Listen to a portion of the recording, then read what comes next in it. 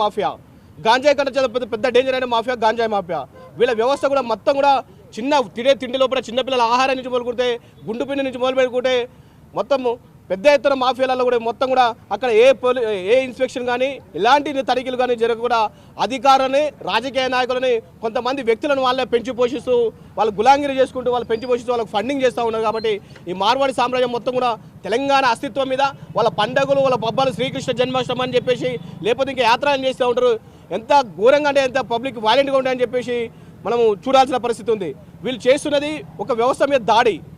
అంటే మనువాద సిద్ధాంతం ఏదైతే ఉందో దాన్ని కాపాడుకోవడం కోసం మార్వాడీలు ఇలా రాష్ట్రం లోపల ఉన్న ప్రజలు తన సొంత ప్రజలైతే ఎవరైతే ఉంటారో ఇక్కడున్న ప్రజలు ద్రవిడీలు ఆదివాసులు గిరిజనులు వాళ్ళ కల్చర్ని మొత్తం కూడా దెబ్బతీస్తూ వీళ్ళకి ప్రత్యామ్నాయంగా మార్వాడి సామ్రాజ్యం మొత్తం కూడా విస్తరించిపోతున్నది. వీళ్ళు చేసిన దందా ఏదైతే ఉన్నదో మీరు చూడండి, ఏ ఒక్క మార్వాడి షాపును కూడా ఇన్స్పెక్షన్ చేసిన దాఖలాలు ఉండవు.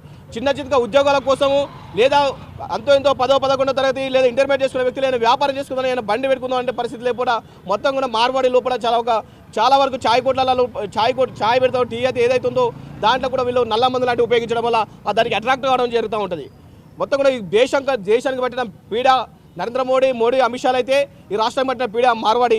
ఈ రాష్ట్రం నుంచి తన్ని తరమపోతే ప్రజల లోపల ఈరోజు 8 లక్షల మంది దాదాపు మిత్రులు 8 లక్షల మంది అని చెప్పారు కానీ 80 లక్షల మంది వచ్చి మన అస్తిత్వాన్ని దెబ్బతీసే పరిస్థితి ఉంటుంది. కాబట్టి ఈ రాష్ట్రాల నుంచి మార్వాడిని తన్ని తరిమేంత వరకు ప్రజలు ప్రజాస్వామ్యవాదులు విద్యార్థులుగా ఈ గడ్డ మీద పుట్టే తెలంగాణ గడ్డ అంటేనే ఒక చరిత్ర ఉన్నది. ఈ చరిత్రకు